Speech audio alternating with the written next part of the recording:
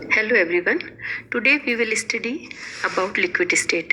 ये आपके सिलेबस में यूनिट 3 है। लिक्विड स्टेट यानी द्रव अवस्था क्या होती है। पिछले चैप्टर्स में हमने पढ़ा था गैसों के बारे में, गैसों के गुण क्या होते हैं, प्रॉपर्टीज़ क्या होती है और उनका डिटेल में स्टडी किया था। आज हम पढ़ेंगे लिक्विड स्टेट। हम देखते हैं कि स्टेट्स जो हैं यानी गैसियस, लिक्विड और सॉलिड स्टेट क्या है। जैसा कि हमने पिछले क्लास में पढ़ा है कि गैस के अणु निरंतर विचरण करते रहते हैं और तीव्र गति से हर डायरेक्शन में गति करते हैं। इन अणुओं के मध्य कोई विशेष आकर्षण बल भी नहीं होते हैं। इसी तरह गैसों के अणु भी निरंतर विचरण करते हैं और इनके मध्य आकर्षण के बल इतने ही होते हैं कि लिक्विड एक निश्चित आयतन में रह सके। क्रिटिकल टेम्परेचर और क्रिटिकल प्रेशर पर द्रव और गैसीय अवस्था में भेद करना संभव नहीं होता है। इसीलिए ये माना जाता है कि द्रव अवस्था जो है वो गैसीय अवस्था का विस्तारित रूप है और दोनों को तरल पदार्थ की श्रेणी में रखा जाता है। ठीक है। अब properties of crystalline solids are much different from that of gases because solids have definite arrangement of their constituent particles and possess strong of attraction. Similarly, liquid molecules also have strong forces of attraction but weaker than that of solids. Even then, there is a temperature at which both the states are in equilibrium. This temperature is melting point for solid and freezing point for liquids. That is why liquid state is also considered as extension of solid state. यानी द्रव अवस्था को ठोस अवस्था का विस्तारित रूप माना जाता है। अब हम देखते हैं कि जो लिक्विड है उनकी कैरेक्टरिस्टिक प्रॉपर्टीज क्या होती हैं। There are considerable forces of attraction, cohesive force जो है, between liquid molecules. These forces are about 10 times stronger than in gases, which keep liquid molecules together. But the forces are not stronger enough to keep the liquid molecules in a stable structure. Because of these forces of attraction, liquids show properties like surface tension, viscosity and vapor pressure. मतलब क्या है कि द्रव में अणुओं के बीच यथाचित आकर्षण बल होता है। ठीक है। इन बलों की कोटि गैस में उपस्थित बलों से लगभग 10 गुना अधिक होती है और इसी बल के कारण से द्रव में अणु दूर दूर नहीं जा पाते। ये बल इतने भी स्ट्रांग नहीं होते कि अणुओं को बांधकर स्थिर आयतन यानी स्थिर अवस्था में रख सके। इन आकर्षण बलों के कारण ही जो लिक्विड्स होते हैं इनमें surface tension, viscosity, vapour pressure इनके गुण पाए जाते हैं। Liquid molecules also move in a zigzag motion continuously, but the space available for their movement is very small. On this basis, high density and incompressibility of liquids can be explained. मतलब द्रव के अणु निरंतर विचरण करते रहते हैं लेकिन इन अणुओं के विचरण के लिए स्थान बहुत ही कम होता है क्योंकि द्रवों का अधिक घनत्व और असंपीड्यता हम की जो प्रॉपर्टीज़ है इससे एक्सप्लेन कर सकते हैं। और इसकी एक और कैरेक्टरिस्टिक फीचर क्या है कि kinetic energy of liquid molecules is also directly proportional to absolute temperature. Thus, by increasing temperature, energy increases and forces of attraction decreases. Increase of vapor pressure with increase in temperature can be explained on this basis.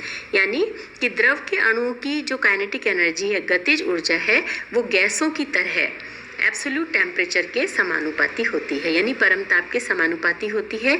इसलिए ताप बढ़ाने पर ऊर्जा बढ़ती है और अणुओं के बीच आकर्षण बल कम हो जाता है और वेपर प्रेशर का ताप के साथ बढ़ना इससे हम समझ सकते हैं आसानी से। अब हम देखते हैं कि द्रव अवस्था गलित ठोस अवस्था के समान यानी liquid state as a molten solid state. Liquid state can be considered as condensed gases state as well as molten solid state, but properties of liquid shows more similar with solids. यानी द्रव अवस्था को संघनित गैसीय अवस्था या गलित ठोस अवस्था दोनों माना जा सकता है लेकिन द्रव की जो प्रॉपर्टीज है वो ठोस के गुणधर्मों से अधिक निकटता दर्शाती है। इसीलिए द्रवों और ठोसों के गुणों में समानता शो होती है। जैसे कौन कौन सी प्रॉपर्टीज में होती है हम देखते हैं। सबसे पहले इसमें देखते हैं Density of solid state and liquid state of a substance is nearly equal, but there is large difference between the density of liquid and gaseous state. ठीक है, यानी कि पदार्थों की ठोस और द्रव अवस्था में घनत्व लगभग समान होते हैं, लेकिन गैसीय अवस्था के घनत्व में अंतर होता है. सेकंड देखते हैं heat of fusion and vaporisation. The heat required to convert 1 gram of a solid into liquid at its melting point is known as heat of fusion. Heat required to convert 1 gram of a liquid into its vapor at its boiling point is known as heat of vaporization. Value of heat of fusion is very low in comparison to heat of vaporization. जैसे heat of fusion of ice is only 335 joule. But heat of vaporisation of water is 2260 joule, है ना. यानी गलन और वाष्पन की ऊष्माओं में क्या होता है कि इसमें देखो 1 ग्राम ठोस को उसके गलनांक पर द्रव में बदलने के लिए जो आवश्यक ऊष्मा होती है उसे हम गलन की ऊष्मा कहते हैं. ठीक है, और 1 ग्राम द्रव को उसके क्वथनांक पर वाष्प में बदलने के लिए जो आवश्यक ऊष्मा होती है वो कहलाती है वाष्पन की ऊष्मा. अब गलन की ऊष्मा का मान जो है वो वाष्पन की ऊष्मा की तुलना में बहुत कम होता है. जैसे बर्फ की गलन ऊष्मा जो है 335 जूल है, जबकि जल की जो वाष्पन ऊष्मा जो है वो कितनी 2260 जूल है. इससे क्या पता चलता है कि जल और बर्फ की संरचनाओं में अधिक अंतर नहीं होता है. थर्ड हम लेते हैं specific heat. The specific heat is the amount of heat required to raise the temperature of 1 gram of a substance by 1 degree centigrade. Specific heat of the liquid state of a substance is very near to the specific heat of solid state. Whereas in gaseous state, the value of specific heat is very much different from that of solid and liquid state. यानी जो विशिष्ट ऊष्मा है कि पदार्थ की द्रव अवस्था विशिष्ट ऊष्मा का मान उसकी ठोस अवस्था की विशिष्ट ऊष्मा के निकट होता है, जबकि उसकी गैसीय अवस्था की विशिष्ट ऊष्मा का मान जो है वो ठोस और द्रव दोनों ही अवस्थाओं से बिल्कुल अलग होता है. उसके बाद में हम नेक्स्ट लेते हैं इंटरमोलिक्यूलर और इसमें लेते हैं हम इंटरमोलिक्यूल और inter atomic distances. The distance between the atoms और molecules in solid state and in liquid state is very low, but in gaseous state the distance is very large, है ना. ये आपको पता ही है कि अंतरा आणविक और अंतर परमाणु जो दूरी होती है वो पदार्थ की ठोस और द्रव अवस्थाओं के अणुओं और परमाणुओं के मध्य बहुत अधिक नहीं होती, लेकिन गैसीय अवस्था में जो दूरियां होती हैं वो बहुत अधिक होती है. ठीक है, और इसका लास्ट हम लेते हैं कंप्रेसिबिलिटी. कंप्रेसिबिलिटी में क्या है, as the distance as said above are very small in solid and liquid state, the compressibility of both these states is very low or negligible. Hence there is no effect of pressure on their volume. Gases are very compressible, hence effect of pressure on their volume is very large. Thus यानी कि ये जैसे ये बताया कि ठोस और द्रव अवस्थाओं में अणु और परमाणुओं के मध्य दूरियां अधिक नहीं होती, इसीलिए द्रव और ठोस में संपीड्यता बहुत कम या नगण्य नेग्लिजिबल होती है. इसीलिए इनके आयतन पर दाब का प्रभाव नहीं के बराबर होता है.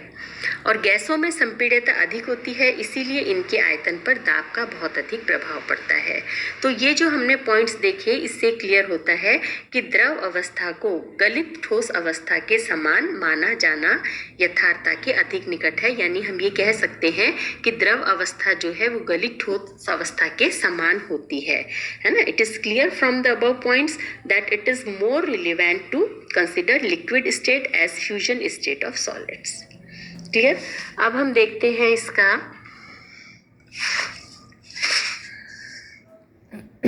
Structural difference between solid liquid gaseous states. ठीक है, इनके अंदर स्ट्रक्चरल डिफरेंस क्या होता है. The intermolecular distance in liquid is less than that of gases but more than in solid state. In solids there is regular arrangement of constituent particles while there is no specific arrangement in gases.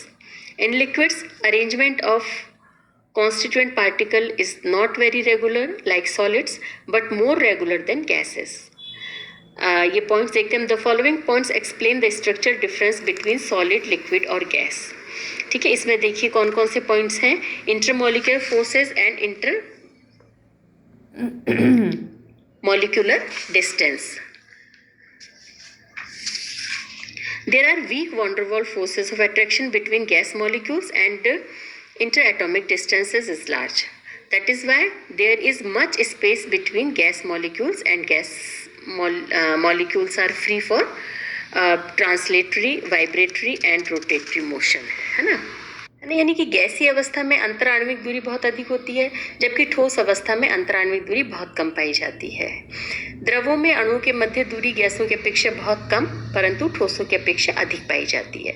ठोसों में अवयवी कणों की एक नियमित व्यवस्था होती है, जबकि गैसों में अवयवी कणों में कोई व्यवस्था नहीं होती है। ठीक है, ये हम सब जानते हैं। द्रवों में अवयवी का कण बहुत अधिक व्यवस्थित तो नहीं हो पाते, लेकिन गैसों की अपेक्षा इनमें नियमितता पाई जाती है। तो इस प्रकार ठोस, लिक्विड और गैस में संरचनात्मक भिन्नता पाई जाती है, जिसमें से हमने फर्स्ट पॉइंट देखा अंतर आणविक और अंतर आणविक दूरियां। अंतर आणविक बल और अंतर आणविक दूरियां क्या है कि गैस के अणुओं के मध्य अंतर आणविक आकर्षण बल अर्थात वॉन डेर वाल बल जो है अत्यंत दुर्बल होता है।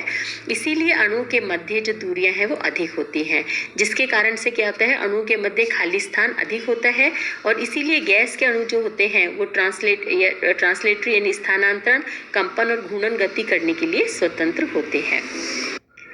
है ना। अब ठोस में क्या है कि अवयवी कणों की एक नियमित व्यवस्था होती है और कणों के मध्य प्रबल आणविक आकर्षण और आयनिक आकर्षण बल होते हैं, जिसके कारण से क्या आता है, कणों के मध्य खाली स्थान नहीं के बराबर होता है। इसीलिए ठोस में अवयवी कण प्रत्येक प्रकार की गति के लिए स्वतंत्र नहीं होते और ठोस में अवयवी कण अपनी मूल स्थिति के संदर्भ में केवल तो क्या करते हैं, कंपन गति, वाइब्रेटरी मोशन ही कर सकते हैं। लिक्विड की स्थिति क्या होगी, ठोस और गैस से अलग होगी। ठीक है, लिक्विड में क्या होगा, अणुओं के मध्य क्या है, आकर्षण बल होंगे, है ना, एप्रिसिएबल अट्रैक्टिव फोर्सेस होंगे। इन बलों की कोटि गैस में उपस्थित आकर्षण बलों से लगभग 10 गुना अधिक होती है। ये बल इतने प्रबल भी नहीं होते कि द्रव के अणु को दृढ़ता से बांध के रखें और द्रव के अणुओं के मध्य रिक्त स्थान ठोस की अपेक्षा अधिक लेकिन गैस की अपेक्षा कम होते हैं। इसीलिए लिक्विड में क्या होगा, अणु जो है वो वाइब्रेटरी और रोटेटरी मोशन कर सकते हैं, यानी कि कंपन और घूर्णन गति कर सकते हैं। उसके बाद में हम सेकंड देखते हैं, आकार और आयतन यानी शेप और वॉल्यूम के अंदर देयर इज मच। इसके अंदर हम देखो ये देखते हैं कि गैस में अणुओं के मध्य खाली स्थान अधिक होने के कारण अणुओं में सभी प्रकार की गतियां संभव है, अर्थात गैस के अणु निरंतर विचरण करते हैं। इसीलिए गैस का कोई निश्चित आकार या आयतन नहीं होता। ठोस में अवयवी कणों की एक नियमित व्यवस्था होती है, यानी अवयव में कणों की स्थिति निश्चित है, इसीलिए ठोसों का एक निश्चित आकार और निश्चित आयतन होगा। अब लिक्विड के अंदर क्या होगा कि force of attraction are less in comparison to solid, hence they do not have definite shape, but attractive forces are strong enough to bind the molecules together in a definite volume. Thus liquids do not possess a definite shape, but they have a definite volume. ठीक है, यानी द्रवों का निश्चित आकार नहीं होता परंतु उनका एक निश्चित आयतन होता है। इसके बाद में देखते हैं कंप्रेसिबिलिटी यानी संपीड्यता क्या है कि gases are very compressible while compressibility of solids and liquids are negligible. Compressibility can be expressed in terms of compressibility factor. At constant temperature, if pressure on a definite amount of a substance is increased by unity, the ratio of reduction in volume to the original volume is known as compressibility factor of that substance. मतलब क्या हुआ कि एक निश्चित ताप पर दाब में वृद्धि से किसी पदार्थ के आयतन में हुई कमी और उसके प्रारंभिक आयतन का जो अनुपात है वो उस पदार्थ का संपीड्यता गुणांक कहलाता है। ठीक है, if pressure on a liquid is increased by 10 to 20 times, then there is very small change in volume. Volume change in solid is negligible. Suppose volume of liquid is V0 at 0 degree centigrade and 1 atmospheric pressure. If at 0 degree centigrade and P atmospheric pressure, volume of liquid is Vp. So क्या हो गया, V0 minus Vp upon V0 P minus 1 is equal to kappa. So Vp is equal to V0 1 minus kappa P minus 1. Here kappa is known as compressibility coefficient और compressibility factor. ठीक है, और in thermodynamic compressibility coefficient kappa कैसे करते हैं, kappa को किससे show करते हैं, kappa is equal to -1/v del v upon del p at constant temperature. Clear? Okay, अब हम नेक्स्ट लेक्चर में पढ़ेंगे थर्मल एक्सपेंशन एंड कॉन्ट्रैक्शन, यानी कि तापीय प्रसार और संकुचन क्या है. Okay, thank you.